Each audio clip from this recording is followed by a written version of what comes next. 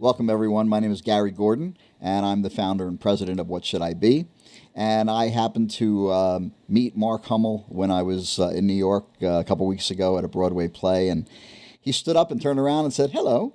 And I said, "Oh, are you the conductor of this show?" And he said, "Yes." And long story short, that's how we're here today. And What Should I Be is dedicated to helping young people figure out what they want to do with their lives and what they want to be. And I thought Mark would be a great example to show what it's like to be a conductor for Broadway shows in New York.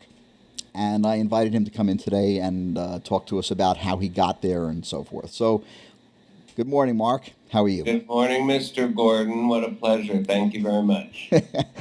So, let's start off with how did you ever, or did you, when you were young, did you think I want to be a conductor, or did it start with something else when you were younger? Music was just a part of the fabric of my life because my father was a conductor. Oh, My mother was a singer and a voice teacher. I accompanied my father's choirs in high school and in church. And I accompanied my mother's voice students.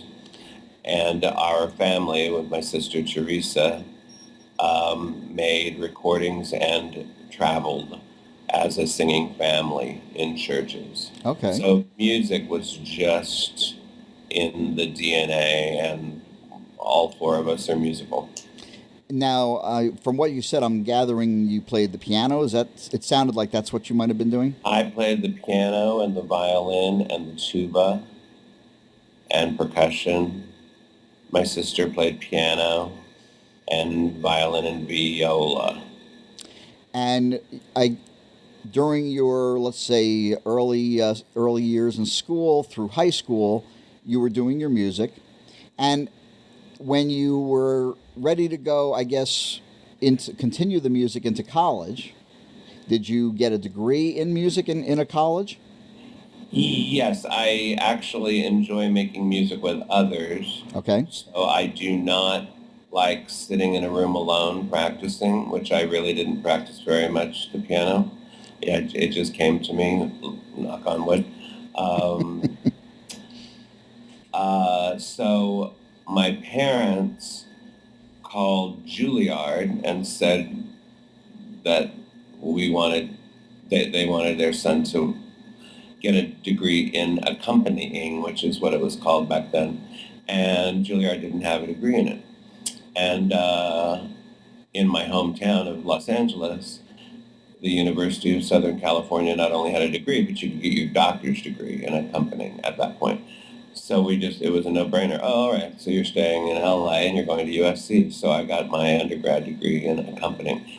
Now I hear they call it collaborative piano or something. Okay.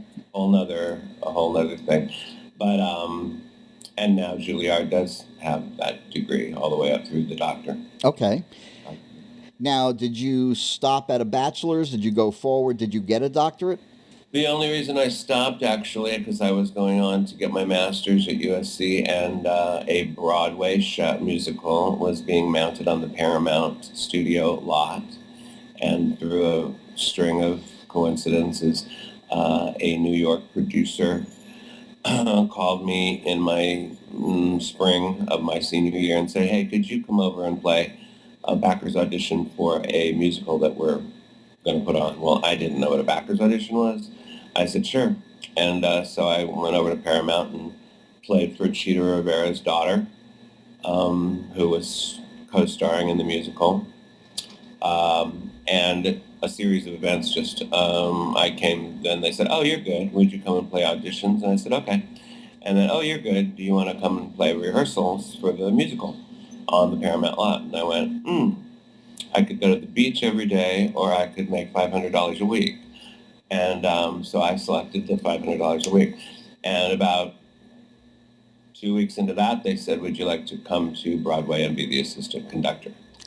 Wow. And I said, "Oh, I'm getting a master's degree, or I'm going to Broadway. Oh, I'll go to Broadway." So that's what happened, and I haven't left. So let's, if you don't mind, I'd like to find out more about these things that happened that you very brushed over, but you, what led up to you getting this position as like the piano player, backing up people and so forth? In other words, how did that connection come up? Like, did you meet somebody? Was it somebody you knew? No, it was at USC. They have master classes, and Benjamin Britten's partner, Peter Pears, very well-known tenor, came through our college, university, and taught a master class, and I was part of it. And someone in the audience who was attending it went, ooh.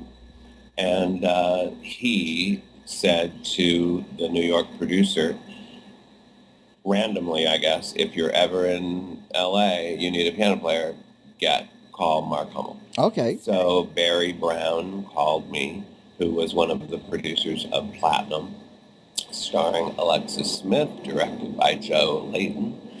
And that's how it happened. As Joe Layton always said, if you are ready and prepared, and then the situation presents itself, it will take off. And that seems to have been true for my professional life, because I took piano from 6 years old to 22. So this was when I was 21. And it all worked out, and I'm very grateful. But you didn't practice much. But it was. I hate to practice. who But doesn't? The good Lord above gave me talent, and I very quickly enjoyed the piano. I enjoyed piano players, my mom's prior accompanists, and my sister took piano for 10 years as well, and she's very musical, but she didn't take to the piano. So there is a little bit of just, well, yeah, I like that, and it just, we just fit, the piano and myself. And sight reading was easy for me. I don't know why. Okay. So it just happened. What do you think it was? I was at the New York Philharmonic last night listening to Emanuel Ax play the Haydn piano, the Concerto Number 11, and I don't know names of anything, and he started playing, and I went, oh, I played that. Silly memories. Anyway, go ahead. What do you think it was about your ability when you were over in school playing that caught the attention? Like, what was it that you had that you think that someone else might need to have to catch that attention of someone? I have no idea. You have no idea. You don't know what it was about you that he just happened to like? If someone's a good... I don't know. I mean, it was college, so I had already been accompanying... This was a master class, so I was accompanying a singer.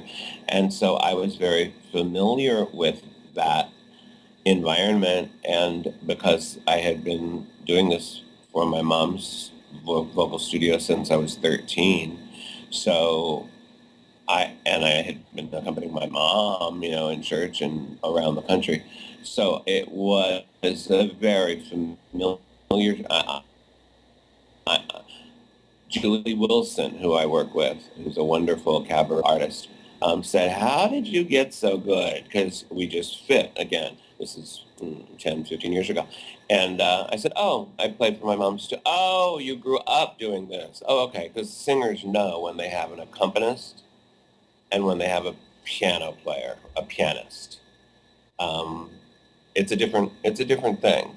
Accompanists know how to lift the singer up, know to dial back, enter in, and just support. And a singer is very aware of an accompanist who knows what they're doing. It's a cool art form. So it was probably a lot to do with that you already had some experience and you were versed in that ability. Perhaps, Okay. So you then took that job as a backup piano player to the different singers and the performers and so forth. And what? So you just did one after another, and then you went from one role to another, and then finally, the opportunity over in Broadway opened up. Now, why do you think? How did you make, or how do you think that transition happened from being a backup piano player? Or is that normal? I don't know. From being a backup piano player to back up these people to being offered a conductor's position on Broadway. Well, assistant conductors, now they're called associate conductors, but back in the day, assistant conductors usually are piano players. They're usually the piano player in the pit. And then when the conductor goes out to watch the show, the assistant gets up and on the podium conducts. So that's sort of a normal progression. Okay.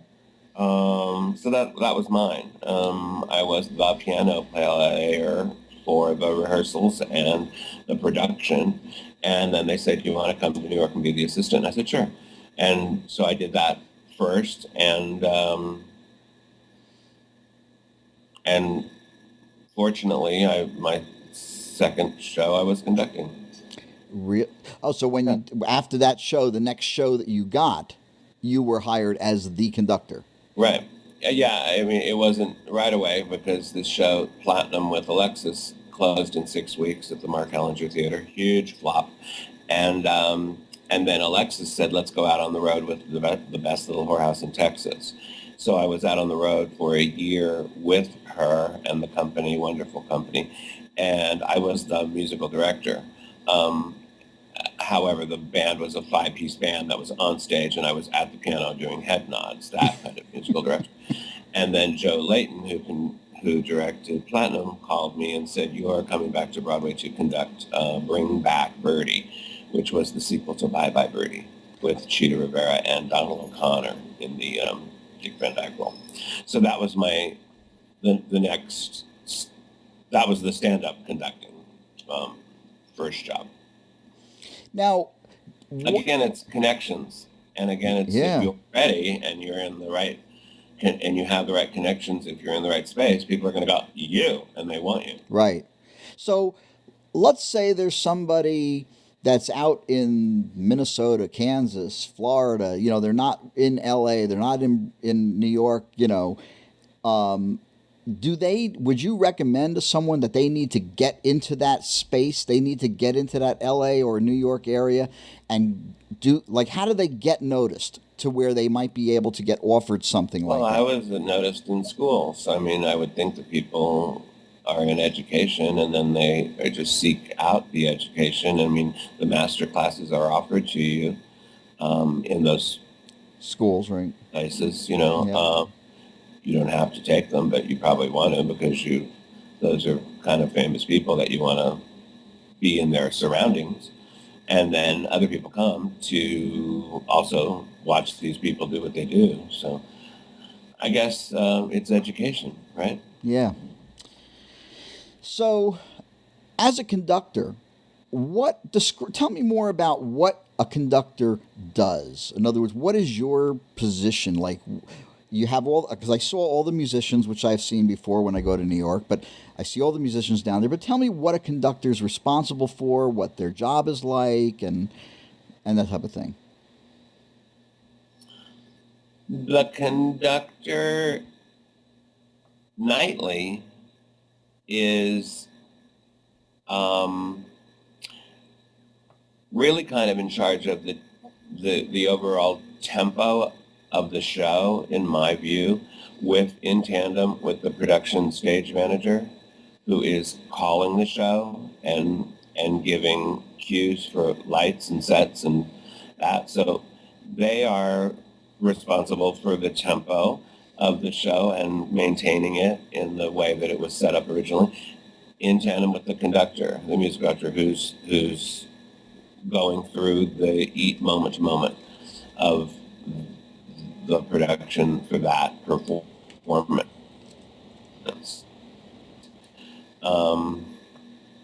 The job of a conductor is to maintain that high level. That's what I do of performance. So a quote that I enjoy every night is opening night, which I like to maintain. Certainly keeping the level that was initially on opening night. So you're, as the musical director, you're in charge of keeping the vocals of the actors in place, the level of the orchestra and their subs. Every player has a sub or five, and everybody has to rise to the bar that's been set. So Do you that answers the question. yeah. I mean, yes, thank you very much. Do you interview and hire all the musicians that come in and play under you, or how does that work? The initially you have a meeting with the music team that is set in place for production, and the in my experience, the conductor selects who he would like and who is right for the piece. But you work with the contractor, the orchestrator. They will have opinions about it as well. In my view, I think the music director is the final decision maker, because they're the ones who are going to sit there every 8 performances a week. Working with everybody. Yeah. And I also like to not only put the people together that are the best qualified for the score that you're playing, but also people that will work well together in a pit, because then you're going to make good music because you enjoy each other. And I think that that's also quite important. Okay. If you want to enjoy coming to work. Do you enjoy being a conductor? I do, when it's an Alan Menken score. Now, explain that. Alan Menken wrote Newsies, Right. which is what you came to see. Right. And Alan Menken is a wonderful award-winning composer and a very good friend of mine. We've known each other for a long time. And again, it's wanting to, for me, it's wanting to go to work. Well, I would want to go to work if I was conducting one of his scores, because I just love his music. Have you ever had to conduct a score or music that you really didn't love? Yeah. And how did you do it, and you go, I don't really know that I want to do this again. And hopefully you're in a position where you can make those choices. Not everyone is in that position. They have to pay the rent, and so you do jobs that you don't necessarily want to do. Now, do you use like an agent to find another job or the next job, or do you rely on someone just happen to come to you, or how do you get that next position? It was not my experience that an agent or an entertainment lawyer gets you work. They may be in a situation where they hear about something and they'll recommend their client, but I don't use them for that purpose. My experience has just been word of mouth, and people call me. And then if I'm interested, then I say, please call my representative and work out the details. Okay. So, Do you know other conductors? do I know other conductors? Yeah. In other words, I'm sure you do, but I'm just asking if you know other conductors, in New York that do other Broadway plays, because I'm curious of whether or not, if you know, are their situations a little bit different in maybe how they got there and things like that. Well, I don't know how necessarily how we got there, but once they are there, the situations you work again with people that you worked with. Right. And I would assume it's word of mouth. Okay. So,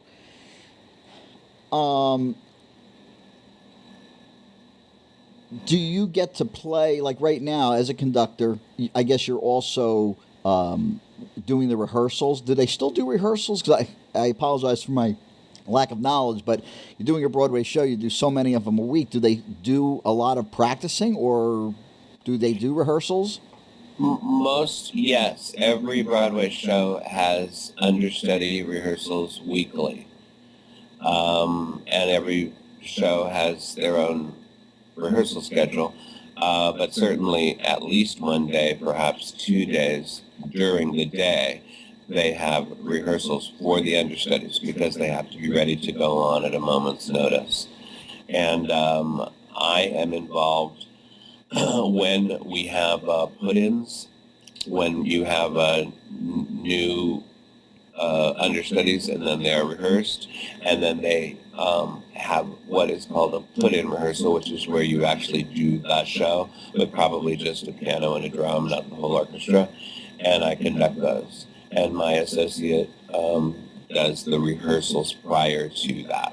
Oh, okay. I do some of them, but mostly that's handled by my associate. What have been some of the challenges, or what are some of the things that maybe you dislike most about being a conductor, if there's anything that you feel that maybe you don't like? What I don't like about it? Yeah, what are the things that you don't like? You can be honest. I don't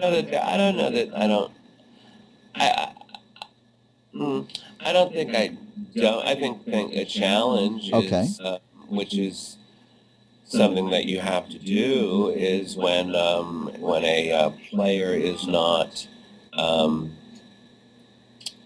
sub, is not has not done their work, and you give them perhaps one more opportunity, and it's just not a good fit. You have to tell them, sorry, this isn't working out. Okay. That's unfortunate, but part of the job. And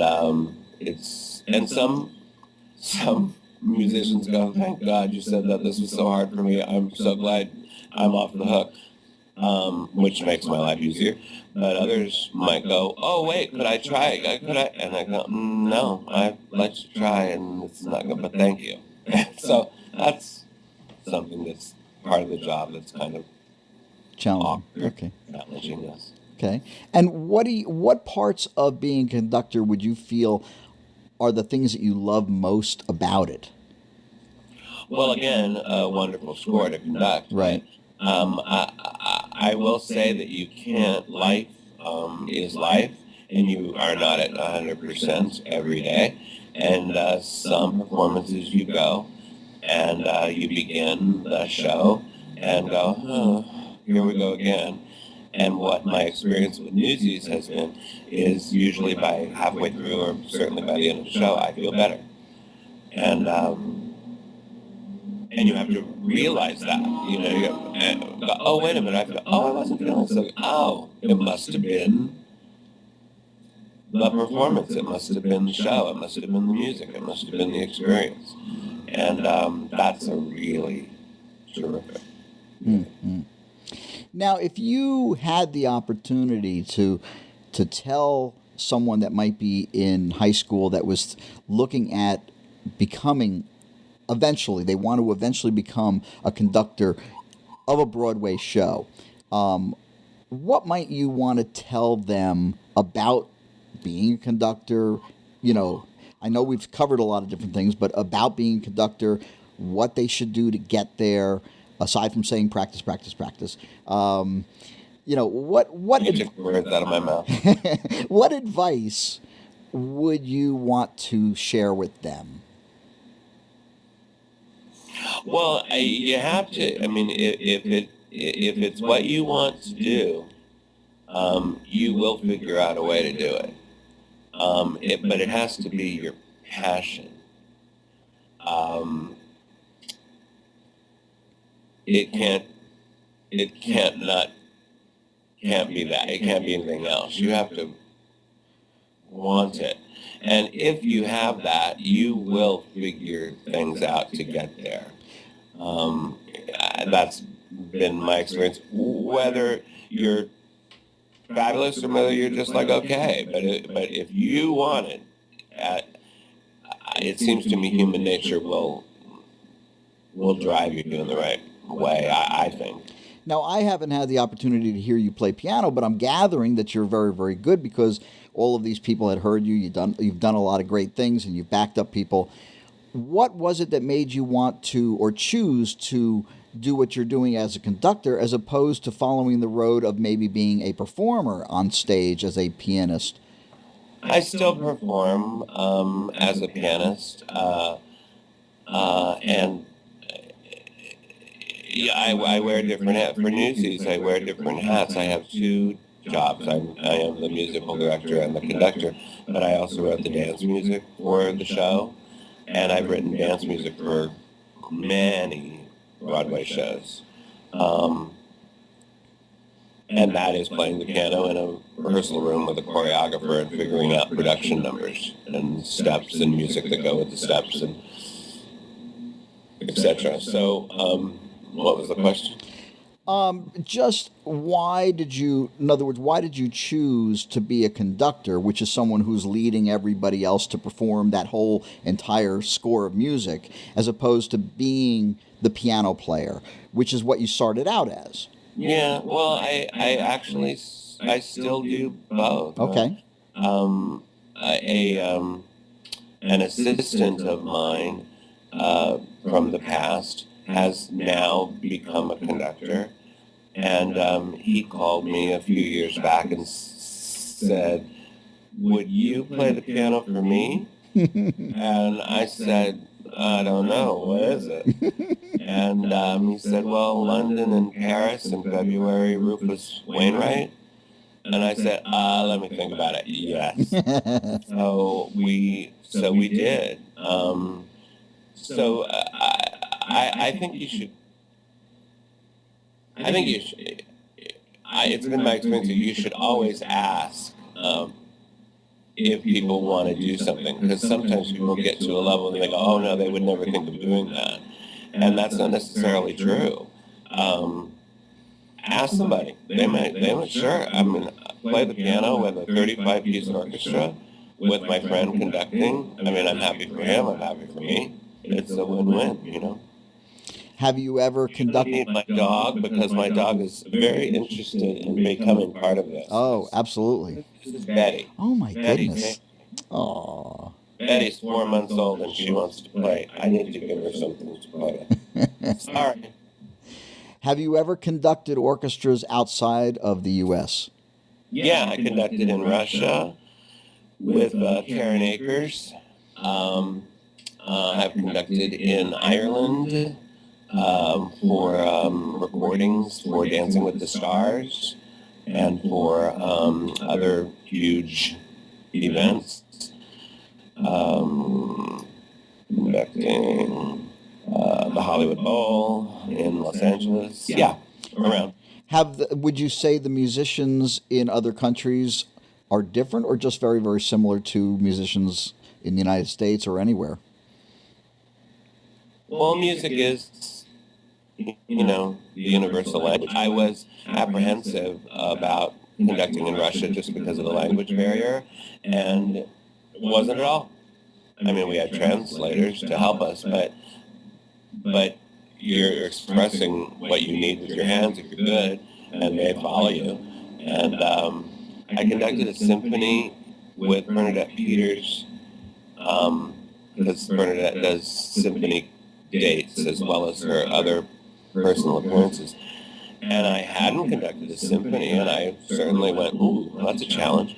And it was probably the easiest gig ever, because symphonies are really good. And you put your hands up, and they do, and you put your hands down, and they stop. Wow. And I think your public will understand, viewing audience, that's not the case with other ensembles. I could put my hands down thinking, or wave them out, and they just continue to play because they're watching it, and they're not necessarily looking up. And symphony orchestras are very different. That's very funny. And a joy. And the rehearsal went very, very quickly. We had all this time at the end. Now, in your future, is there you've conducted the Broadway, you conducted symphony. Oh, don't forget Johnny Carson, The Tonight Show. That was fun. So you met Johnny? Evanson's band. That was fun. You conducted that orchestra? Yep. Very nice. And now, how did that come to be? I mean, just somebody knew you, somebody saw you and said, hey, we need something. No, I was out on the road with Bernadette Peters doing a summer tour all around the United States, and we got out to LA, and actually we were going to go to Vegas, and I conducted in Vegas, and we were asked to do the Tonight Show as promotion for the concert. We were going to be at the Greek Theater in LA actually, and then Vegas, and so I did that 3 times with her. So you conducted the Tonight Show Orchestra? Yeah. Wow. Now, do you have anything in your future that you want to do that you haven't done yet that's maybe on the horizon for you? Well, how about getting Skype and talking to you? Yeah. That was new for me. Yeah. We figured that out, didn't we? You did great. New that I want to do. No. No? So you're happy and content and living? I am. Good. Yeah, life is good. All right. And I'm very fortunate that the phone rings. That's great. And I am very appreciative. I'm one lucky guy.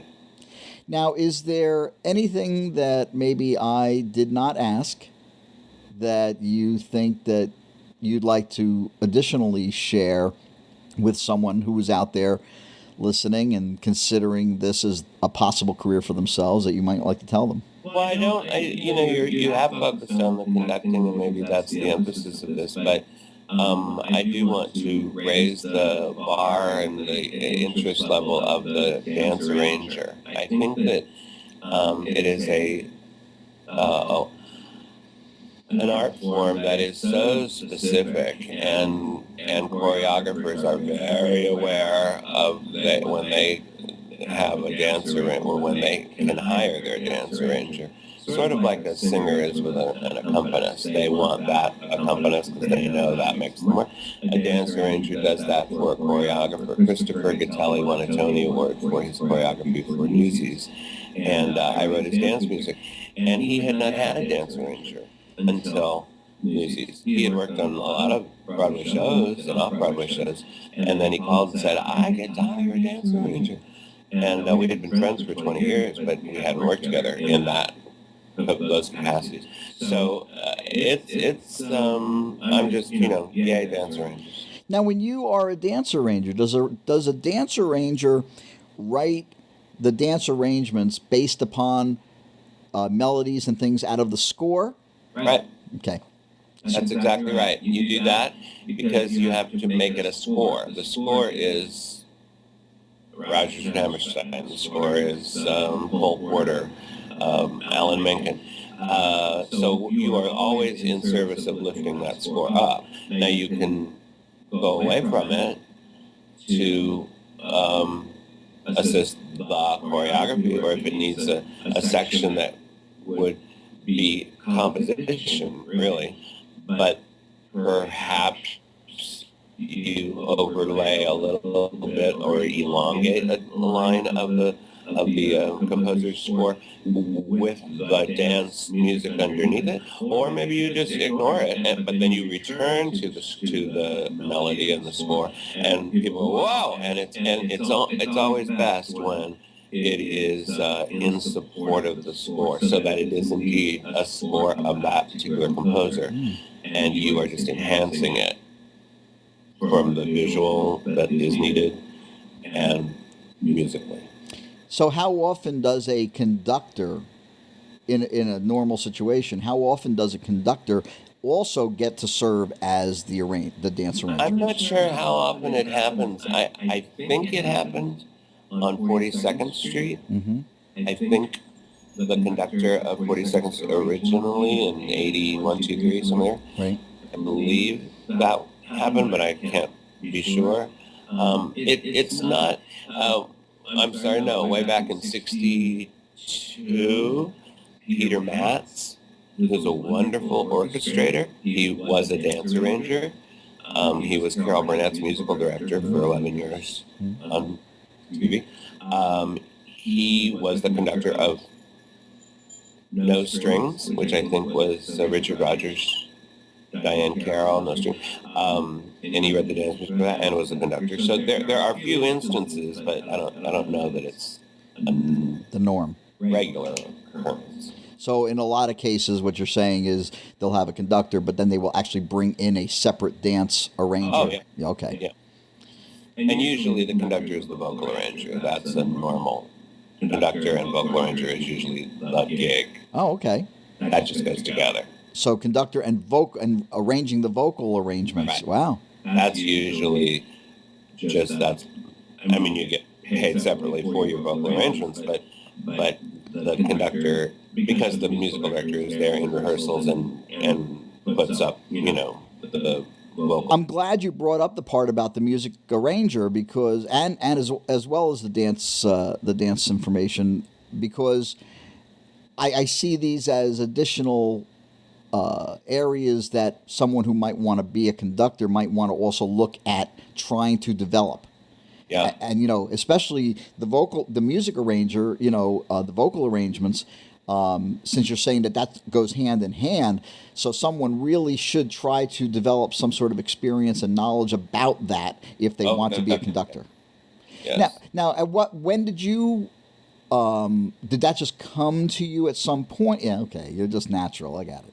Well, no, it was, again, because of my family, because I was in church with my dad's choirs, in high school with my dad's choirs, and then when I went to college, I was in chamber singers, and because I enjoyed singing, and so I was in the chamber singers, and then the conductor said, we were doing classical music, obviously, but maybe we want to do a pop tune as an encore, and he asked me, would you arrange? I said, sure. So it was, I had a Christian contemporary group called the 11th Commandment that I did all the vocal arrangements for them and played the piano and sang from 14 to 20. And we went around and to churches and sang. And so I was very familiar with vocal arranging, just like water off a duck's back. Something like that. I totally understand. So what I'm hearing is the earlier you can begin to immerse yourself in the field that you love, the better to just get started, and because it's like dance. I mean, the people who are the longevity dancers are the people who have that technique from a very early young age. Right. And their technique allows them to dance longer. And conversely, I guess, if you study earlier on, it'll just make everything go more smoothly. Yeah, I have an odd question for you about being involved in Broadway shows and things like this. I know, like, when someone does movies, they can get residuals and things like that. Can you get residuals at all when you're working in a Broadway type of situation? Is there anything like that? Yeah. Yeah, really? And how does that work? Like, where do you get them from? Like, when it back.